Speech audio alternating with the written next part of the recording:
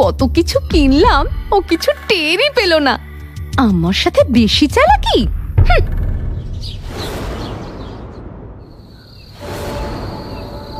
তুমি কি গো, সেই রাগারাগি করে কখন বেরোলে, আর তারপর কোনো খবরই নেই? আমার কি চিন্তা হয় না বলো তো? আমি তো তোমার 10টা নই, 5টা নই, একটা মাত্র বউ। কি ব্যাপার কি? আমি তো ভাবলাম ওই অশান্তির পরে ঘরে পা রাখতেই দাও দাও করে অগ্নিকাণ্ড শুরু হইয়া যাবে, কিন্তু কিন্তু এখানে তো দেখতাছি মিষ্টি পাহাড়ি নদী বইতাছে। বলি কি গো, কিছু তো বলো। এখনো কি রাগ করে থাকবে নাকি? কাল থেকে কিছু খেয়েছো? হ্যাঁ, আমি খাইছি। আচ্ছা, তাহলে এখন কি তোমায় দুগাল মুড়ি মেখে দেবো, পেঁয়াজ কাঁচা লঙ্কা দিয়ে? ওটাই তো তোমার সবচেয়ে প্রিয়। হ্যাঁ, মুড়ি দিলেই ভালো হয়। আচ্ছা, তুমি বসো, আমি তোমায় মুড়ি মেখে দিচ্ছি।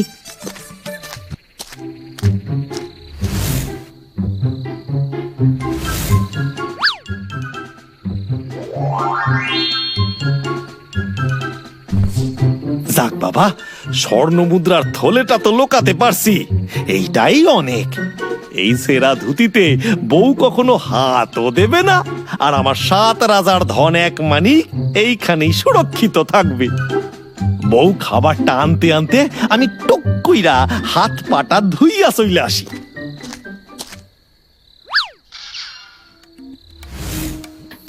ঠাকুর, ঠাকুর গো, তোমার অশেষ কৃপা। তুমি এই অভাগীর দিকে অবশেষে মুখ তুলে চাইলে। তুমি যে কি ভালো না।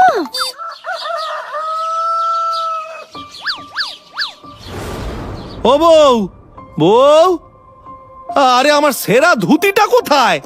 কোন ধুতির কথা বলছো গো? আরে এই যে খাটের পাশে কাল রাত অবধি যে সেরা ধুতিটা ছিল, সেইটা কোথায়? ও, ওটা ওটা তো আমি আজ সকালেই ভানুর মাকে দিয়ে দিলাম।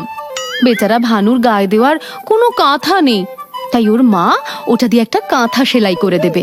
কি? ওই ধুতি তুমি দিয়া দিছো? হ্যাঁ, এতে এত রেগে যাওয়ার কি আছে বাপু? বিগত 1 মাস ধরে ওটা আমি কেন ফেলছি না, এই নিয়েই তো আমার কানের মাথা খেয়ে নিয়েছিলে। আর এখন যখন একজনকে দিয়ে দিলাম, তখনও তুমি চিৎকার করছো। ধুর বাবা, যত বয়স বাড়ছে তত মাথায় ভিন্নতি দেখা দিচ্ছে। মরণ। আরে ওইটার মধ্যে আমার একটা পুঁটলি ছিল, খুব দরকারি। আমলজা, দরকারি জিনিস ছেঁড়া ধুতির মধ্যে কেন রেখেছিলে শুনি? এই যাও তো, তুমি জমিদার বাড়ি যাও, বাড়িতে থাকলেই অশান্তি। আচ্ছা বেশ, এই আমি দূর হয়ে যাচ্ছি তোমার সংসার থেকে।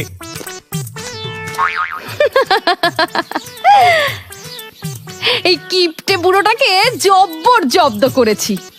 উফ, আমার মাথার জবাব নেই সত্যি। কি বুদ্ধি করে চালের ডিব্বার মধ্যে মোড়ের থলিটা লুকিয়ে রেখেছি, ওই বুড়ো কোনোদিন খুঁজে পাবে না। আমার সন্দেহটাই সত্যি হইল তাইলে। ঠিক আছে বউ, এখন তুমি নিশ্চয় নাও, কিন্তু কালকের মধ্যেই এই মোহর যদি আমি ফেরত নিয়ে না আনছি, তাইলে আমার নামও গণেশ নয়। কি হলো? গণেশ এখনো এলো না কেন? আজকে তো গণেশের শ্বশুর বাড়ি যাওয়ার দিন নয়। আজ আমার সাথে গণেশের বিমলগঞ্জের বাড়িতে যাওয়ার কথা। সেখানে বস্ত্র বিতরণের কত তোড়জোড় বাকি। লাঠিয়াল, ও লাঠিয়াল, শোনো। হুজুর, আমরা বিমলগঞ্জের দিকে যাত্রা করছি না কেন? মানে হুজুর, গণেশ। ও, গণেশকে ছাড়াই আমরা যাত্রা আরম্ভ করব। প্রহরীকে বলে দাও, গণেশ এলে ওকে যেন সোজা বিমলগঞ্জের বাড়িতে পাঠিয়ে দেয়। যথাজ্ঞা হুজুর।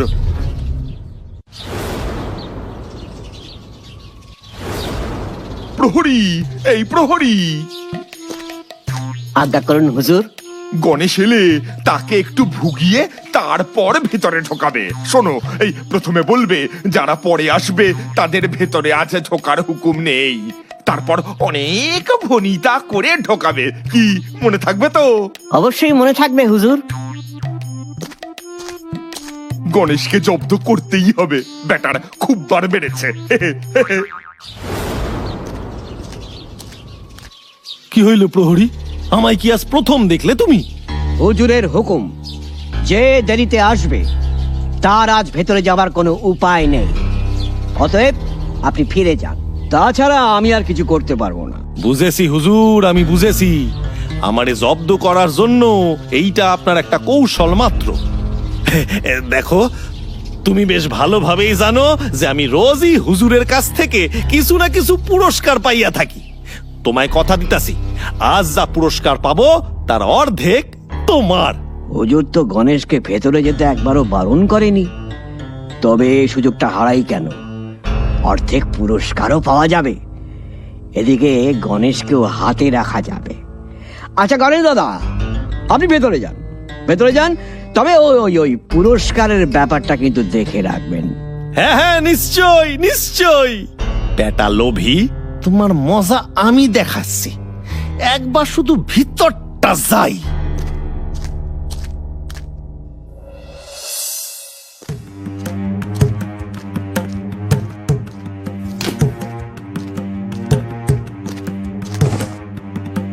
আজ আমি সব ভাঙ্গা চুইরা দেব। রসিকতা হইতাছে আমার সাথে। আমি কি যে সে লোক নাকি? ওরা জানে আমি কে? হ্যাঁ, কি আরম্ভ করেছো গণেশ? এলে তো দেরি করে সকলের পরে, এসেই এত মেজাজ দেখাচ্ছ কেন? আরে আমি তো মতলব কইরাই আইছি গোলযোগ বাঁধাবার। গণেশ সব সময় এই রকমই মেজাজ দেখিয়ে থাকে জমিদার বাবু। আপনার যদি পছন্দ না হয় সোজা সুজি বলুন। গণেশ এক্ষুনি চইলা যাচ্ছে আপনার মুলুক সাইরা ভিন দেশে। যত বড় মুখ নয় তত বড় কথা। আমার মুখের ওপর এত বড় অপমান। শোনো গণেশ, তোমায় এক্ষুনি 100 বার কান ধরে উঠতে বসতে হবে সবার সামনে, এবং সাথে 10 টাকা জরিমানাও দিতে হবে। 1 2 3 4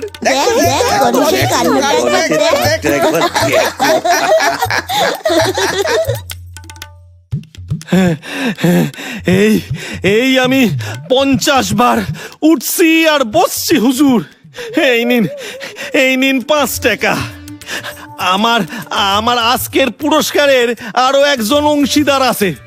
বাকি 50 বার ও 5 টাকা জরিমানা তার কাছ থেকে আপনার পাওনা হুজুর। পুরস্কারের অংশীদার? হ্যাঁ হুজুর, সে হইল ওই সদর দরজার প্রহরী।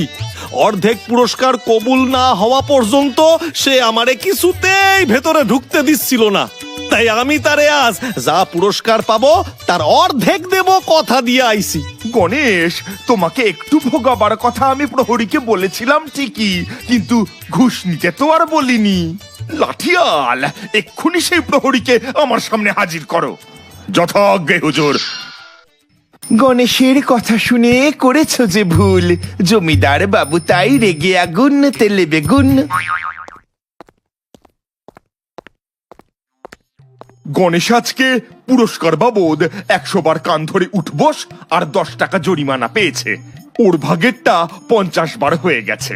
এবার তোমার বাকি অর্ধেকের পালা, সাথে 5 টাকা জরিমানাও। হ্যাঁ নয়, হ্যাঁ, শুরু করো এক্ষুনি।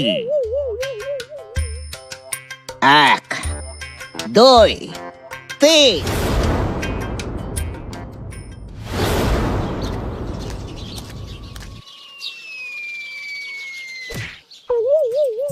এই যে বদের হাঁড়ি, আমার চালের ডিব্বাটা কোথায় লুকিয়েছো? সত্যি সত্যি বলো। আরে বউ, এতে লুকানোর কি আছে? আরে ওটা তো আমি এক সময় এসে নিয়ে গেছি গরিবদের দান করতে। মানে ওই চালের ডিব্বা আমি মা মনসাতলার গরিব মানুষদের মধ্যে বিলাই দিছি। ক্ষুধার তোরে অন্নদান সেবা তো মহাদান, তাই না বউ? সে কি, ওই ডিব্বার সব চাল তুমি দান করে দিয়েছো? আরে তুমি তো সেই দিন আমার ধুতি দিয়া মানুষের সেবা করলে, সেইখানে আমি কিছু না করলে হয়? তাই আমিও। ওতে আর কিছু ছিল? কি ছিল গো বউ? আরে আগের দিন যে পুটলিটা আমি ধুতির মধ্যে রেখেছিলাম আর তুমি ভুল কইরা সেই ধুতিটা জনসেবায় দিয়া দিছিলে, সেই পুটলিটা আমি আবার ওই ডাব্বার মধ্যে থেকে পাইছি। আমার কি ভাগ্য ভালো কও? আমি খেলবো না এই বুড়োটার সঙ্গে। পাজির পাজারা একটা, আমার পুটুলি আমায় ফেরত দাও। কিন্তু বউ এতক্ষণে সেই সালের ভাত হইয়া উদরস্থ হইয়া হজম হইয়া গেছে, আর অবশিষ্ট অংশ মলের থলিতে জমাও হইয়া গিয়াছে। এই বুড়োর সাথে আমি আর থাকবো না, আমি এক্ষুনি বাপের বাড়ি চলে যাব।